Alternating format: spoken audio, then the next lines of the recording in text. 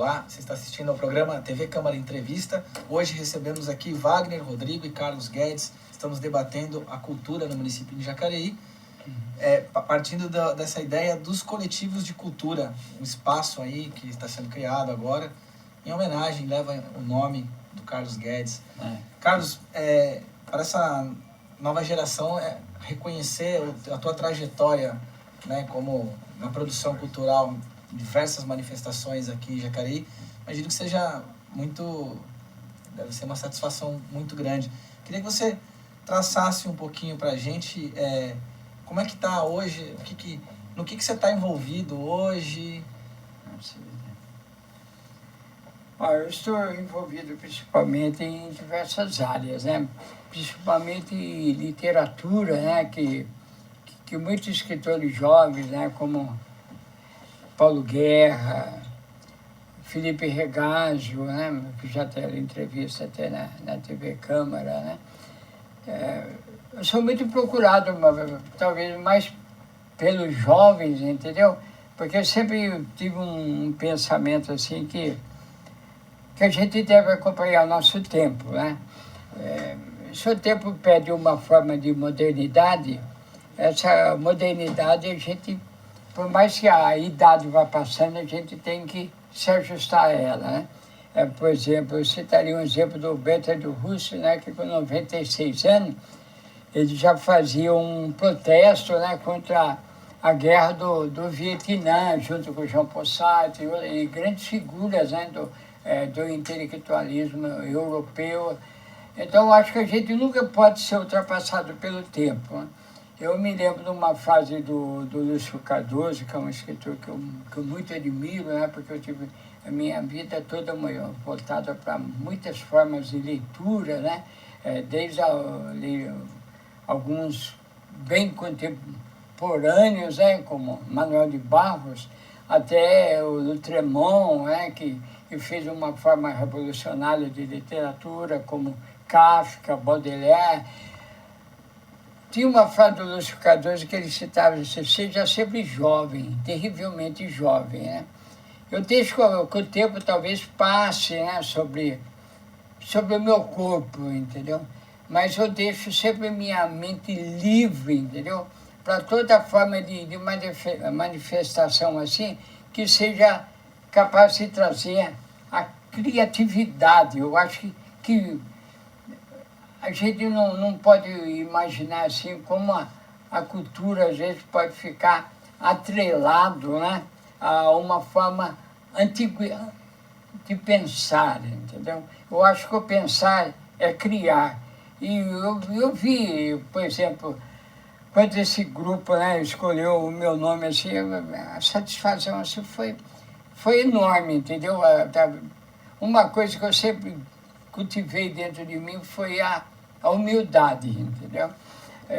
Por mais que eu estudasse literatura, por mais que eu trabalhasse as palavras, eu sempre achei inexata, né?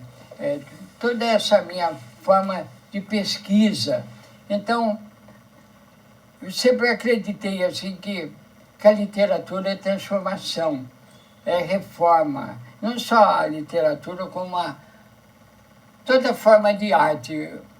Então, eu sempre me jogo para frente, entendeu? Abandono alguns dogmas que estariam ligados a tradições, né? Para tentar entender o mundo jovem. Talvez fosse essa a ligação que eu sempre tive com essa turma, né? Que nesse momento me homenageia, né? E não vou dizer que o egoísmo da gente é uma coisa importante. Eu acho que a humildade é sempre mais importante. Mas eu aceitei assim, porque eu falei, depois de 50 anos, poucos anos voltado para a cultura, a gente ser reconhecido, entendeu, por jovens, né, que fazem a cultura de hoje acontecer, para mim é um privilégio, né? Muito mais privilégio do que qualquer coisa. talvez se eu tivesse participado de uma guerra e ganhasse uma medalha no peito, não seria tão importante quanto receber esse nome, entendeu? Foi uma coisa bem legal que ele falou, essa questão de referência, de abrir a questão das artes, assim. Quando eu comecei, faz 12 anos que eu trabalho com cultura, assim. Eu comecei em 2003 com teatro e vídeo. E eu tinha referência do Guedes na época do teatro, porque eu trabalhei com o Black Tie, que é o do Roberto Fonseca, do Beto Fonseca, e ele foi assistir ensaio geral nosso, do Câmara Cascudo, do Mário de Andrade, e ele dava, assim, as opiniões, pô, Wagner, gostei disso, não gostei disso, então eu já tinha essa referência dele. Comecei a migrar para o lado audiovisual, começo a conversar com o Guedes, eu vejo que ele tem referência também de crítico de cinema. Não, Wagner, assiste esse filme, assiste esse... Então, quando surgiu o nome dele no grupo, foi até o Paulo que trouxe, Paulo, ele assim... O Guedes era referência para todo mundo. Todo mundo que estava no coletivo, mesmo um cara vindo da música, ou do audiovisual, da artes visuais, olhava para o Guedes e era em algum momento referência para eles. E isso é interessante, porque quando a gente está falando de coletivos, né, são tantos interesses, tantas manifestações. Acho que no caso do Guedes, mais do que reverência, é diálogo, né? Não, essa capacidade que vocês têm também de dialogar em diversas áreas. Eu acho que uma coisa que é bem legal da área de artes, assim, é a questão de trabalhar com diálogo. Porque se eu não tiver... O meu público, a minha matéria-prima é o espectador. O espectador, o telespectador, a pessoa que assiste. Eu preciso dialogar muito com eles. E a nossa matéria-prima é humana. É a matéria-prima que não é tudo igual. Então a gente tem que dialogar muito. E quando a gente está num grupo desse, a gente consegue ter várias referências, várias experiências diferentes.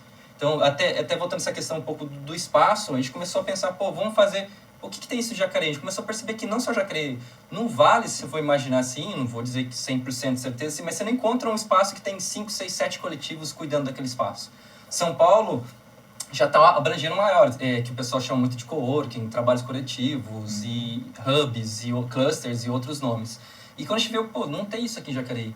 E a gente pensou, o que isso cresce, assim? Eu presto serviço para um site lá em São Paulo, que a gente trabalha muito cultura. Eu mapeio, faço alguns trabalhos de cultura. Eu acabei de fazer uma série de vídeo-reportagens de espaços criativos. Você começa a ver como que as pessoas estão conseguindo lidar com sua criatividade. E a gente conheceu o Ateliê em Rede, que é um espaço que hoje são mais de 600 pessoas no grupo deles do Face, mas acho que tem umas 30 pessoas, assim, do núcleo fechado, que é um espaço que tem um ateliê aberto, que qualquer pessoa lá do núcleo deles pode usar o espaço. E o negócio é tão diferente, é tão novo, que se você chegar lá e eles gostarem de você, eles já dão uma cópia da chave, outro dia você pode usar. Daí você perguntei pra ele, mas peraí, como que eu dou dinheiro? Ele falou, não vou conversar, como você pode ajudar? O que você dá em contrapartida? Então a gente está usando vários desses exemplos de São Paulo, tentando trazer pra gente. Então, para esse espaço que a gente está começando a pensar, qual vai ser a forma de financiamento desse espaço?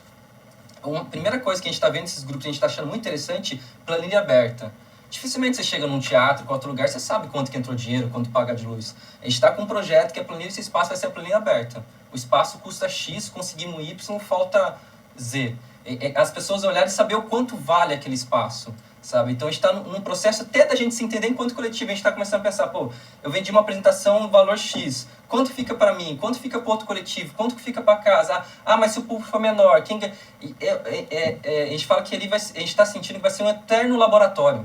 Porque é uma nova forma de pensar dividendos, dinheiro de serviço. Esse mês eu não consigo injetar grana na casa, mas eu trabalho com audiovisual, então posso filmar seu espetáculo. Em contrapartida, você faz o cenário do curta-metragem que eu estou fazendo. Então, nesse processo é muito novo pra gente. E está sendo bem interessante o que você falou, de ter vários coletivos, que a gente está, várias pessoas de áreas diferentes pensando nesse espaço. Eu quero tocar nesse ponto que você fala, que talvez tem um lado mais, sei lá, menos encantador da produção da cultura, que é viver da cultura, né? O mercado da cultura, a gente tem vários elementos aí, formação de público, mercado, financiamento, formação de profissionais, porque às vezes, não estou dizendo que esse é o caso, mas eu conheço várias pessoas que tinham uma carreira musical, acabam abandonando por questões práticas da vida, não consegue viver financeiramente daquilo. E isso também pode gerar o que você está dizendo, né? Uma precarização da mão de obra, porque a gente tem mão de obra técnica aí também, né? Tem técnico de áudio, iluminação. Toda uma cadeia produtiva.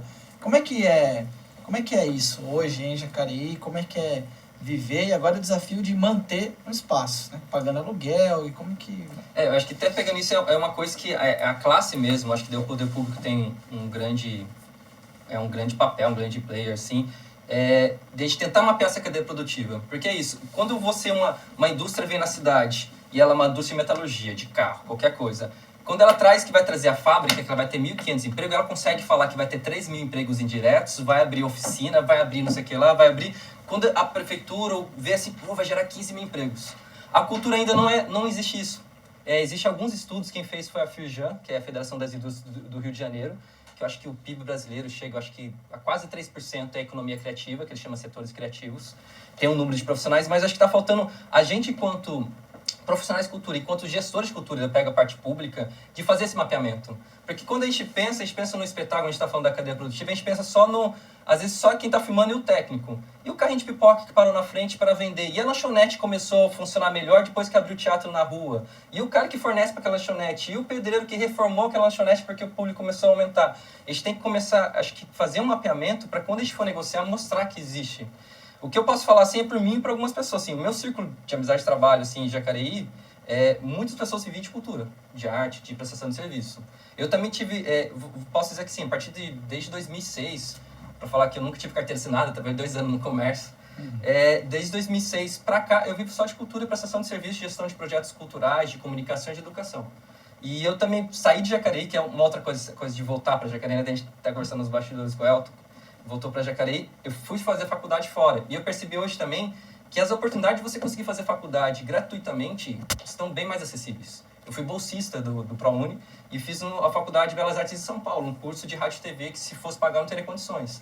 Então, eu acho que tem alguns mecanismos que se a gente se mexer, e uma coisa que eu percebi, quanto mais você melhora a sua formação técnica, dificilmente você fica sem serviço, porque hoje em dia a gente não tem carteira assinada. Desde 2009, que é uma coisa dessa área cultural, você é obrigado a ter sua pessoa jurídica, ou seja, abrir sua empresa. Né? Hoje tem um microempreendedor individual que é mais fácil, mas na minha época eu abri microempresa. Mas, sim, eu vejo que tem um mercado. Assim, minha prestação de serviço ainda é maior fora de Jacareí. Mas aqui, por exemplo, eu consigo, às vezes, alguma outra coisa prestar serviço na área de produção de vídeo e gestão de projetos. O Guedes, aí eu não quero dizer que você é de outra geração, tá? Mas eu não tem como não tocar. Quando você falou do Jaime, Allen, de várias pessoas que você citou, muitos desses artistas acabaram, uma questão natural, indo embora de Jacareí para desenvolver o seu trabalho nos grandes centros, que é uma lógica, né? Até de mercado mesmo. E agora a gente escutou o Wagner falando que estudou fora e volta para Jacareí. Como é que você vê essas iniciativas que estão fomentando a produção aqui na cidade, até invertendo essa lógica de ter que ir embora daqui para poder sobreviver da arte? Você acha que é diferente de outros tempos? Como que você vê isso? Olha, eu poderia dizer assim que nenhum tempo é igual, entendeu? Talvez hoje em dia a gente tenha uma maior possibilidade, entendeu? Em termos de mídia, aquela coisa toda, né? Mas quando eu vejo alguns trabalhos, né? Eu sempre acompanhei todas as manifestações culturais, era crítica para a peça do Coca. O Coca não faz um espetáculo sem que eu assisto o espetáculo antes. E tiver o Beto, eles sempre pediam uma crítica escrita minha, entendeu? De todas as peças que ele apresentava, que ele trazia grandes autores brasileiros assim, para a nossa dramaturgia. Agora, voltando à sua pergunta, eu acho que essa, por exemplo, olhando o caso do Wagner, do Paulo, da Iris, né, a pessoa do Cleverson, assim, eu acho que eles adquiriram assim, uma experiência assim, suficiente, entendeu? Para ver quais são os novos caminhos que a cultura deve tomar na nossa cidade, entendeu? Eles conseguiram ver, de um lado, as falhas que acontecem dentro do sistema cultural e implantar, entendeu? Esse sistema coletivo para que possa, talvez, haver uma transformação da própria cultura dentro da cidade, essa integração, porque desde aquela época eu sempre falava, por que um grupo de dança não vai ver um espetáculo teatral? Por que um grupo de teatro não vai ver um espetáculo de dança? Por que um grupo que assiste a peça do Coca não vai ver a peça do Beto? Porque a peça do Beto não vai se assistir, entendeu? Eu via assim, uma quebra, entendeu? Não havia uma religação, entendeu, de diversos grupos procurando o aperfeiçoamento. Hoje eu acredito, entendeu, que isso aí está sendo quebrado, entendeu, com o coletivo de artes, né, porque é um espaço que está sendo aberto assim para diversas manifestações mesmo, entendeu, de grupos assim que talvez não tivesse tido uma oportunidade antes de se integrarem a outro grupo para que criem essa forma de experiência que eu acho necessária, entendeu? Eu, por exemplo, quando o coletivo de artes, né, resolveram colocar o meu nome, eu fiquei pensando assim, entendeu? Eu falei assim, puxa vida, talvez o nome, né, do espaço de artes, assim, possa, entendeu, para algumas pessoas, alertar assim, que eu estou junto com eles, entendeu? Eu estou acompanhando a trajetória deles e as transformações que eles querem fazer no campo da cultura. Eu acho isso muito importante. É isso que o Guedes trouxe, é uma coisa que é bem legal, assim, ao mesmo tempo que Jacareí hoje está em torno de 200 mil habitantes, mas ela tem às vezes, caráter de cidade pequena ainda, de rixas antigas, principalmente acho que no campo teatral, que tem bastante, assim, e eu acho que com esse espaço a gente quer quebrar um pouco disso. É um espaço de arte, das artes, não é um espaço do grupo X, Y, Z. É um espaço das artes, que no momento tem 6 grupos na gestão. A gente quer ter mais pessoas, vai ter momento de transição, então a gente pensa nisso. E voltando um pouco, você falou a questão do mercado, a gente vê assim, mas ainda, infelizmente, o mercado desde Jacareí, o mercado brasileiro, é um mercado de financiamento direto, ou de empresa, ou por meio de lei de incentivo, ou pelo Estado. A gente não existe ainda uma forma de consumir cultura no país. O cara paga 18, 20, 25, 30 reais no ingresso 3D, mas ele não paga 10 reais para assistir uma peça de teatro ao vivo, que é mais do que 3D, né? O cara tá na sua frente, atuando, falando com você. Então a gente vê a experiência, você coloca... Aqui em Jacareí não tem nem... A gente não conhece não tem nenhuma casa de espetáculo que tem bilheteria. Não existe essa forma. É sempre aquela coisa subvencionada. A prefeitura comprou, tem que ser de graça, se tiver que pagar as pessoas não vão. E a ideia desse espaço, a gente quer que seja um laboratório. Então a gente vai criar desde momentos que seja... Cobro, por exemplo, cobra 15 reais. Vamos ver o que aconteceu. Desde o momento, pague quanto vale. Tem uma experiência bem legal do Teatro da Vila, em São Paulo, que agora estão em outros espaços, que pague quanto vale essa canção. Então era uma coisa aberta, uma caixa de vidro, o cara assistia lá Big Band, várias pessoas, rodou vários stand-up, e o cara colocava lá 5, 10, 1 real, 15 reais, 20 reais. É uma das ideias que a gente quer.